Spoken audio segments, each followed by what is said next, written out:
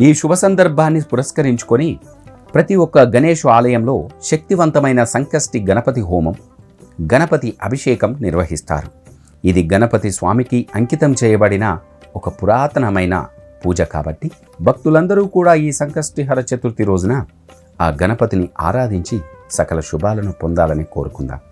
సంకష్టి గణపతి హోమం అనేది గణపతి ఆశీస్సులను ఆహ్వానించే ఒక పవిత్ర హవనం. ఇది కర్మ సంబంధిత అడ్డంకులను తొలగిస్తుంది, వ్యక్తి యొక్క స్పష్టతను పెంపొందిస్తుంది మరియు ప్రయత్నాల్లో విజయాన్ని కూడా సమకూరుస్తుంది. గణపతి అభిషేకం అనేది ఆ గణేశుని విగ్రహానికి నీరు, పాలు, తేనె మరియు ఇతర పవిత్ర వస్తువులతో మంత్రాలు జపిస్తూ చేసే అభిషేకం. ఇది మనశ్శాంతి, శ్రేయస్సు మరియు దైవరక్షణను కూడా తెస్తుందని భక్తులందరూ నమ్మాలి.